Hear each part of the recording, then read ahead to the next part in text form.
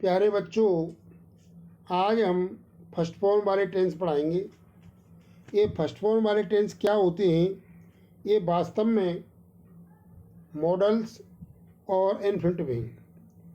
लेकिन मैं इन्हें फर्स्ट फॉर्म वाले टेंस क्यों कहता हूँ, क्योंकि इनमें जो मुख्य क्रिया आती है वो सिर्फ फर्स्ट फॉर्म आती है। कोई भी और फॉर्म नहीं आती, ना आईएनजी आती है, ना थर्ड फॉर्म आती है, ना सेकंड फॉर्म आती है। और सहायक क्रिया कहाँ है? ये सहायक क्रिया स्वयं है। जो भी मैं बताऊंगा वे सहायक क्रिया होंगी और उनके आगे फर्स्ट फॉर्म आएगी। और इनकी क्या पहचान है? ये जब हिंदी वाक्य बोलते हैं तो इनमें जो क्रिया होती है हिंदी में, उसके अलावा ये शब्द एक्स्ट्रा आते हैं। जैसे मोहन को भरतपुर जाना पड़ेगा, तो जाना और पड़ेगा, जो पड़ेगा शब्द है वो एक्स्ट्रा है। मोहन को खाना खाना चाहिए, तो चाहिए शब्द अलग है। मोहन गाना गा सकता है, तो सकता अलग है। तो ऐसे जो शब्द हैं वे स्वयं सहायक क्रिया हैं और इनमें मुख्य क्रिया के नाम पर केवल और केवल फर्स्ट फॉर्म आती है। इसलिए मैं इनको फर्स्ट फॉर्म टेंस कहता हूँ। ये बहुत ही कीमती हैं, बहुत ही आपके काम के हैं और पेपरों में ये मॉडल की कमी को भी पूरा करते हैं। यानी मॉडल को 99% सॉल्व कर सकते हैं, लेकिन बहुत सरलता से पढ़ाए गए हैं। इसलिए इनको ध्यान रखें और जल्दी सीखें। देखो, नंबर 1 दिया है मैंने, कैन और मे। कैन और मे, इन दोनों का अर्थ होता है सकता है, सकती हैं, सकते हैं और सकूंगा, सकूंगी, सकेंगे। दोनों ही एक ही बात है, सकता आ जाए या सकूंगा आ जाए, ये सकूंगा सकूंगी आ जाए। जैसे मीरा गाना गा सकती है या गा सकेगी। मोहन भरतपुर जा सकता है या जा सकेगा। मैं 10 किलोमीटर दौड़ सकता हूँ या दौड़ सकूँगा। तो सकूँगा और सकता इसके साथ आते हैं। अब ये दो हैं तो इनके कैसे कैसे प्रयोग हैं, तो इनके दोनों के प्रयोग अलग अलग हैं। नंबर ए पर दिया है कैन का प्रयोग। अब कैन के प्रयोग में क्या है, इसमें दो बातें हैं। एक तो आज्ञा देना और क्षमता होना। क्षमता आज्ञा देने का मतलब, जैसे तुम अपने घर जा सकते हो, तुम खाना खा सकते हो, तो आज्ञा देंगे तो आपको पता ही है वो सेकंड पर्सन ही करता आता है एक तरह से। अब क्षमता क्या है, ये मॉडलों में आते हैं।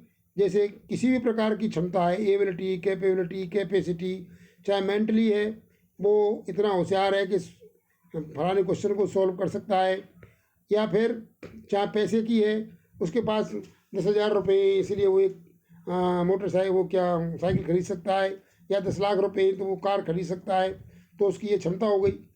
या फिर वो इतना फिजिकली स्ट्रांग है कि वो 100 किलो वजन उठा सकता है, तो ये सकता है या सकेगा। या मैं 20 किलो केला खा सकता हूँ, तो मेरी डाइजेशन पावर हो गई। तो सभी प्रकार की क्षमताएं, किसी भी प्रकार की कैपेसिटी है, कैपेबिलिटी है, एबिलिटी है, ये सब कैन के प्रयोग में आती है।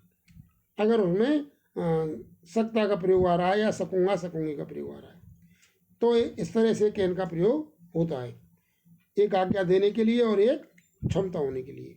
तो जैसे मेरे पास 10,000 रुपये हैं, इसलिए मैं एक मोटरसाइकिल, ये 10,000 रुपये हैं इसलिए मैं एक साइकिल खरीद सकता हूँ। 10,000 रुपये में साइकिल आती है। I have 10,000 rupees so I can buy ये बाइसिकल।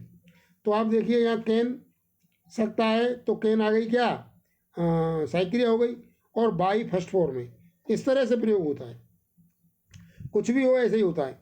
मैं 5वें क्वेश्चन को सॉल्व कर सकता हूँ, या मोहन 10 किलो केले खा सकता है, तो ऐसे Mohan can eat 10 kg bananas.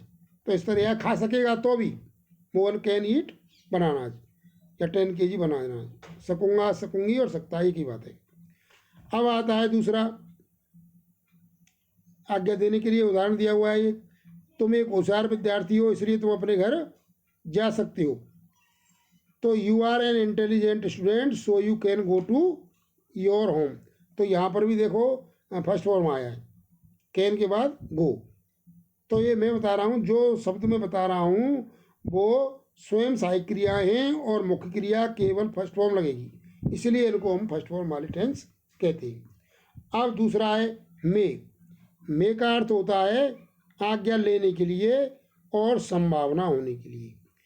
जैसे तुम बचपन से ही 6वीं क्लास 5वीं क्लास से 4थी क्लास से पढ़ते आ रहे हो, आजकल तो इंग्लिश मीडियम है तो फर्स्ट क्लास से ही पढ़ रहे हैं कि बोलते हैं क्या मैं श्रीमान जी अंदर आ सकता हूँ, तो मे आई कम इन सर। तो ये वही मे है, यानी आज्ञा लेने के लिए। ऐसे जैसो देखो मोहन ने रामू से पूछा क्या श्रीमान जी मैं आपकी मोटरसाइकिल ले सकता हूँ। तो ये ले सकता, ले तो क्रिया है और सकता अलग है, तो ये क्रिया के अलावा होते हैं, ये बात ध्यान रखना। जो भी मैं बताऊंगा फर्स्ट फॉर्म बाय टेंस सब क्रिया के अलावा होते हैं। अब आता है देखो इसका अंग्रेजी बनाइए, Mohan asked Ramu inverted comma बंद है क्यों, ये इनडायरेक्ट स्पीच है। तो मे आई वो डायरेक्ट स्पीच है, तो may I take your motorcycle sir. तो ये मे माने आज्ञा लेना। अब ये संभावना के लिए है, आकाश में बादल हो रहे हैं, वर्षा हो सकती है। तो there are clouds in the sky it may rain. तो इसमें मे सहायक क्रिया हो गई और रेन यानी वर्षा होना फर्स्ट फॉर्म हो गया। तो इस तरह से ये सभी क्रिया के अलावा हिंदी वाक्य में आते हैं और ये स्वयं सहायक क्रियाएँ और मुख्य क्रिया फर्स्ट फॉर्म लगती है। तो इस तरह से हम इनका प्रयोग करना सीखेंगे। अब देखो आगे बढ़ते हैं।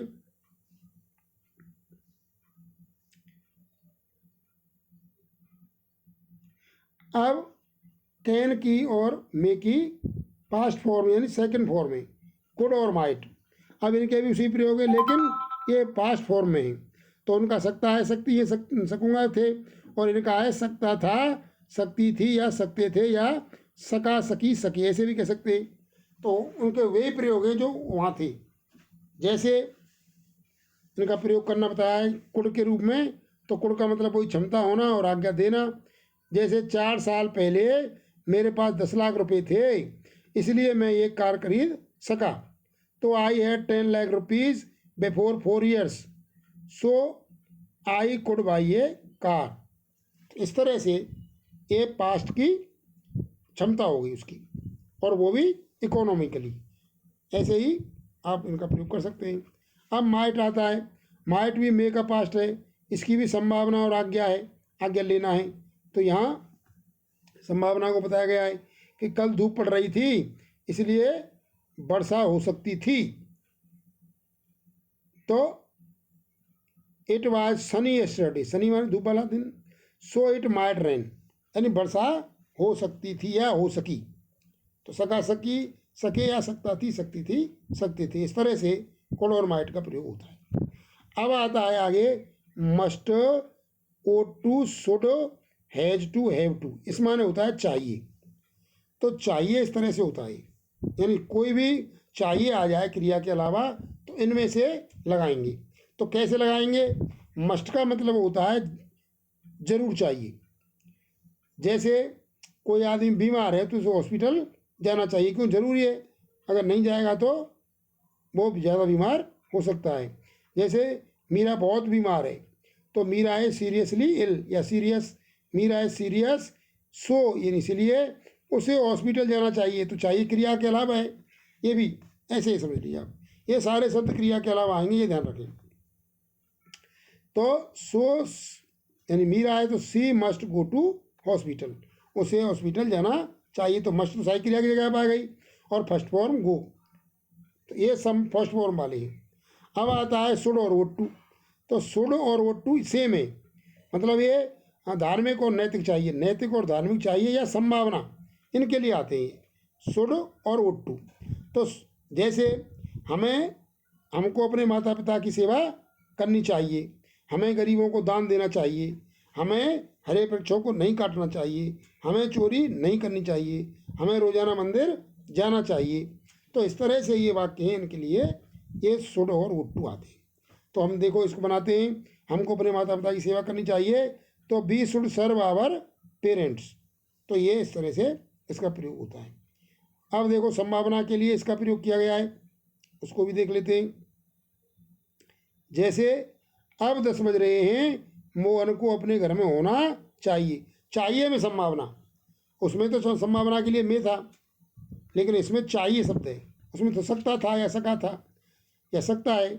तो it is 10 o'clock, it is 10 o'clock now, Mohan ought to या should be in his house, यानी मोहन को अपने घर में होना चाहिए। इस तरह से ये इसका प्रयोग है। अब आता है बहुत ज़रूर चाहिए, हैज़ टू, हैव टू, इस माने भी चाहिए, लेकिन कैसी, बहुत अधिक मजबूरी वाली चाहिए। जैसे तुम्हें मुझे बुलाना चाहिए क्योंकि ये यहाँ का कानून है। तो you have to call me because it is rule here, ये यहाँ का it is rule hair.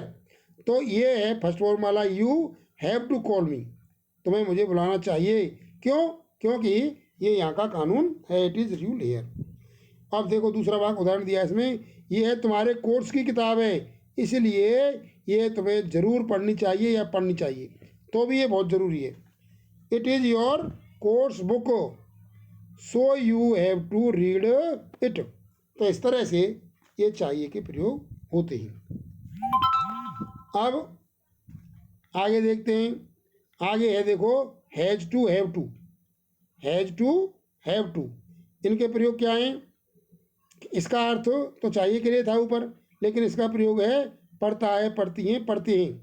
Has to एक वचन के लिए है सिंगुलर नंबर, और हैव टू प्लूरल नंबर के लिए, ऐसे ही उसमें भी था, वो देख लेना आप, चाहिए में भी।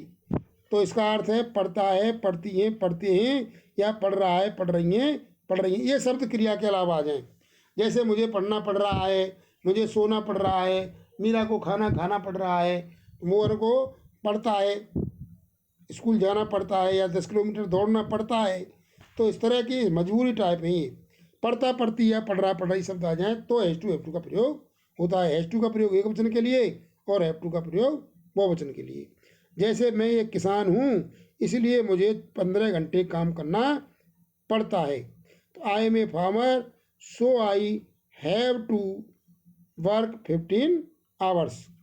अब इसका जो पास्ट है यानी सेकंड फॉर्म है हैड टू, तो वो है, इसका अर्थ होगा पढ़ता है, पढ़ती हैं, वो पढ़ता था, पढ़ती थी, पढ़ते थे, या पढ़ रहा था, पढ़ रही थी, पढ़ रहे थे, या पढ़ा पढ़ी पढ़े। मोहन बहुत गरीब किसान है इसलिए मुझे उसके लिए दान देना पड़ा। तो पड़ा शब्द जो आया है इसमें वो हैड टू है, क्योंकि क्रिया के अलावा है। तो Mohan was very poor farmer so I had to donate him, ये आगे लिखा हुआ है डोनेट हिम। इस तरह से अब आगे बचे हुए कल पढ़ेंगे, क्योंकि वीडियो बहुत बड़ी हो गई है, और सीखेंगे। अभी 2-3 दिन में इनको मैं पढ़ाऊँगा। बहुत ही बहुत बढ़िया चीज़ है ये, इनको याद करो। धन्यवाद।